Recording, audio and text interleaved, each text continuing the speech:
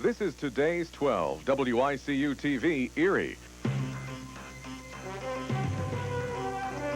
And now, NewsCenter 12 with Paul Wagner and Annette Tyler. Flames lit up the night sky on Erie's east side tonight. A large warehouse is ablaze with Erie City firefighters joining forces with area volunteers in the massive firefight. Good evening. Thanks a lot for joining us. There's no doubt about it. Tonight's East Side Erie warehouse blaze is one of the worst local fires in a long, long time. Scores of firefighters have been working for more than 2 hours now trying to bring the fire under control. The warehouse, located at 2316 McKinley, is the old bargain barn, well known to East Siders. Around 8:45, the giant warehouse went up in flames. According to neighbors, the fire started very quickly. I just remember going into the kitchen and all of a sudden it was there because I didn't see it when I was in the kitchen 5 minutes before it happened. The first Erie fire units could see the flames from several blocks away. They immediately called for extra help. An entire off-duty platoon was called in to help, and Lawrence Park's aerial ladder truck is also on the scene. Westlake, Bell Valley, and Kearsarge volunteers are standing by in the city. Firefighters had to call for increased water pressure as they poured thousands of gallons of water on the collapsing walls of the warehouse. There is concern about reports of fuel stored in the basement, but we have no reports of any injuries. And it appears firefighters have managed to keep the blaze from spreading to any other buildings. Again, we have no reports of any injuries at the massive warehouse fire on the city's east side tonight. More on the blaze later in our show. And another major story to report tonight. The search has now ended for the third person believed to be responsible for the death of an Erie man 2 weeks ago. Catherine Bosley has been on this story most of the evening. Catherine, what's happened? What have you found out so far? Well, Annette, for the last 2 weeks now, detectives have been working around the clock to arrest 3 men. And as of 1:30 this afternoon, all 3 are in custody. This afternoon, police arrested 28-year-old Anthony DeFranco. He's now charged with murder for the recent beating death of a 34-year-old Erie man. I'm falsely accused. Tony, what led them to you? They led him to me because I was in the victim's house an hour prior with my 3-year-old daughter. They're going to charge her next. They're going to charge my daughter. But the district attorney's office is confident DeFranco is one of 3 men who beat to death 43-year-old James Stanley 2 weeks ago. Stanley's body was found October 4th behind a Peach Street business not far from the boarding house he was staying at. The other 2 men were arrested this weekend, but until today, authorities weren't sure who the third man was they were looking for.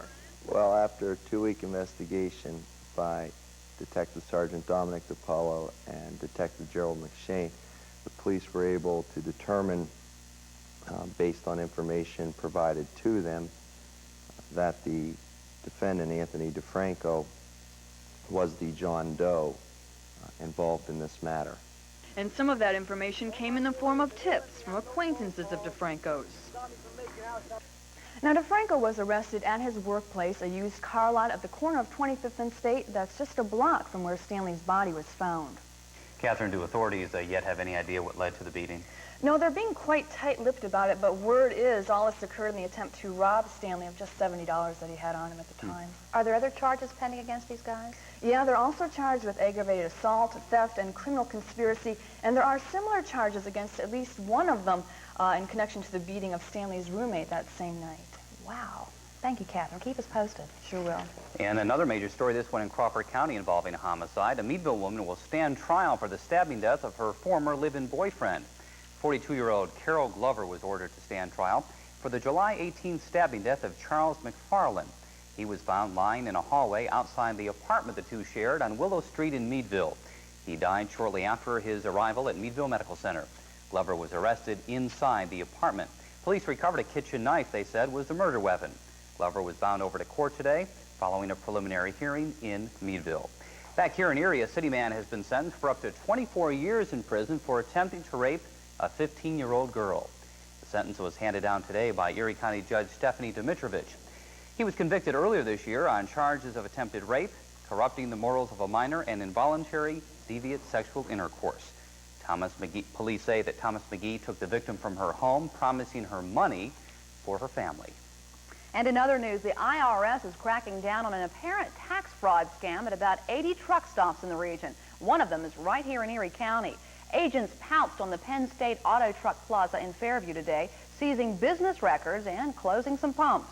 It seems that some truck stop owners have been buying home heating fuel, which is not taxed, and then selling it as diesel fuel, which is taxable. Then, to make matters worse, apparently the fuel excise tax was not passed along to Uncle Sam. An IRS spokesman says similar raids were conducted at truck stops in 3 states. How bad is that cave-in at 12th and Liberty on Erie's west side? So bad it will take up to 3 weeks to fix, and that's if the crews are lucky. Workers used heavy equipment today to dig up the intersection and found that a 48-inch brick sewer line had collapsed, creating a vast underground cavern. The giant pipe must be repaired and the entire area filled in before things can finally get back to normal. But I think it does point up the fact that infrastructure and aging infrastructure is a major problem for any city that's of any age in this country. It's not clear yet how much the repair job will cost, but the repairs will be significant. Crews use television cameras to get a peek underground to assess the damage. They say it's amazing no one was hurt by driving over that cave-in. A rude intrusion for the folks enjoying breakfast at a restaurant in Dunkirk, New York this morning. Everything was fine. The eggs were over easy, the coffee fresh brewed, and then bam, a car came crashing through the front entrance. So, like it or not, the owners of Dimitri's now have a drive-through. The mishap was a result of a 70-year-old man who was having a tough time parking his car. The man told authorities he thought he was stepping on the brake when he floored the accelerator. Although one customer was taken to the hospital, his injuries are said to be minor. In Youngsville, a fast-moving fire leveled a 2-story wood home today, and a state police fire marshal is being called in to try to pinpoint the cause. The fire was spotted just after 11 this morning in the Alan and Kathy Reed home on Irvin Run Road. The home was ablaze when the first firefighters arrived on the scene. No one was hurt, but 2 family pets were killed in that fire. Youngsville volunteers were helped out by Starbrick, Garland, and Pleasant Township firefighters. The home is a total loss, but a dollar loss is not yet available. On to politics now, and it sure didn't take the presidential candidates long to get back on the campaign trail after last night's 3rd and final debate in Michigan. The president hopped on a train for a whistle-stop tour of the South. He was in Georgia blasting Bill Clinton on his stance on taxes and government spending. What he's going to do is sock it to the cab driver and the nurse and the beautician and the housewife, and I will protect against all these tax increases that Clinton wants to load on you, the taxpayers. But the fact that Bush had to even campaign in the South was good news for Clinton. He's safely ahead in many key states, including New York and California. That Al Gore and I do not seek a victory for ourselves or for our party. We want a mandate to rebuild this country and put our people first again. Most polls indicate Clinton is maintaining a 10 to 15-point lead, with exactly 2 weeks to go now until Election Day. Paul, here in Pennsylvania, Arlen Specter and Lynn Yackel squared off in a debate in their hotly contested fight for the U.S. Senate. Specter accused Yackel of running the most negative campaign in Pennsylvania history, but Yackel fired back. She said Specter has been attacking her character since the beginning of the campaign, taking attention away from the issues. The latest poll shows Specter maintaining a narrow lead. He's trying for his 3rd term in the Senate. A fairly widespread power outage this evening in Millcreek Township. The lights went out to nearly 3,000 customers around 7:30 tonight. Penelec said that a wire down near 38th and Lancaster and some problems at the Rolling Meadows substation along Zook Road were the apparent causes of the problems. Most of the customers were in the dark tonight for about 2 hours. And here to make sure you're not in the dark about the weather, Mark Parker joins us. That's right. You won't be in the dark about the weather, and you won't be in the snow anymore. It looks like the snow after tonight is over with, and we're going to have some warming temperatures for you. But let's take a look at what's going on with weather trivia. Here's your question for tonight, folks. What direction on the compass is 180 degrees? I have your answer and your weather forecast, so please do stick around.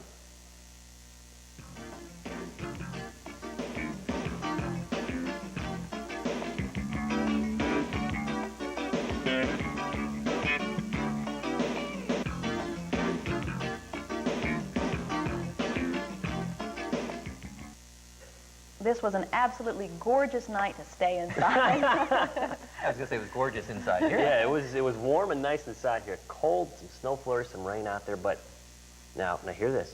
Read my lips. No more snow, at least for a while, after tonight. You have to get through tonight, and then no more snow. Let's take a look at what's going on with the almanac. You're going to see 40 degrees was our high temperature today. Yes, with snow flurries out there. 36 was our low overnight. Normal 58 and 42 for this time of year last year. 51 was our high temperature, 40 was our low. And as we move along, you'll see that the record low temperature, 28 degrees back in 1940. Sunrise tomorrow morning is at 7:41. Outside right now, we have a nice balmy temperature of 39 degrees. It is chilly out there. With the wind coming out of the south, 16 gusting to 23 miles per hour, it's downright chilly, folks. So if you're going outside, bundle up tonight. Pressure's at 30.08. A trace of snow actually fell today. Also, a trace of rain has been recorded today. PSI air quality is in the good range. Area temperatures, Bradford 39, Conneaut 34 degrees at airtime, Dunkirk 35, Johnsonburg has 35. Most of these areas reporting light snow or drizzle tonight. London 32 degrees right at the freezing point. Pittsburgh has 33 degrees, Ty Nesta 32. Special going out to the folks in Palmer, Pennsylvania, where you report one below that freezing mark, 31 degrees for you. National Weather Service radar tells us the story. Some brief snow showers out over Lake Erie. What we're seeing along the lakeshore here is not much at all. It's just basically a little bit of some flurry activity mixed with some drizzle, but the wind is pumping out of the south, and that is what's causing the wind chill of a very cool temperature tonight. Let's move along, take a look at our weather map. Basically, here it is. High pressure building in the Great Lakes will give us rain in the morning, and then tomorrow afternoon, as this moves in and dominates our weather pattern, some sunshine for you and some warmer type temperatures moving into the area. Let's see how warm. Here's your forecast, folks. Tonight, cloudy, a chance of snow, and then 37. Then say bye-bye to the snow for a while, because tomorrow, morning rain, afternoon sun, getting up near 50 degrees. Tomorrow night, it will only get down to 35, and as we take a look at the Lake Erie water temperature, 59 degrees, there is a small craft advisory in effect issued by the National Weather Service. Here's our 4-day outlook, getting up there to a nice warm 66 with partly sunny skies or partly cloudy skies on Saturday. And then the bells and books forecast for the little ones off to school tomorrow. Take the umbrella in the morning and the boots. You won't need them in the afternoon, though, with plenty of sunshine out there, but the sweater will still be needed. And that's your forecast for you. It looks like after tomorrow morning, we're going to be on the rise as far as temperatures and sunshine is concerned, which is nice to see. Pretty risky, though, that Parker pledge, read my lips. Read my lips, remember folks. that. Read my, you heard it here first. Let's take a look at weather trivia. Here's the question. First of all, what is the direction, or what direction on the compass is 180 degrees? Annette, you are a Girl Scout, so I know you know this. Left. No, it's south. South. That's right. It is due south, 180 degrees. Very good. So you would do well in the woods. All right. With We your said as long as compass. it's not weather like we're having tonight. That's right. All right. Well, coming up, find out about Madonna's controversial new book just released. That's coming up on an entertainment report. But first, we'll tell you how minority business owners received a big boost today from state government. That's up when we return.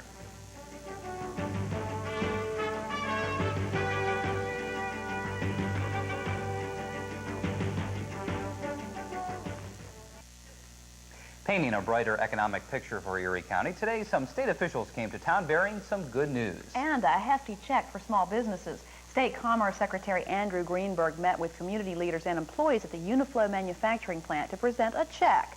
The money will go toward the development of a 5-4 win.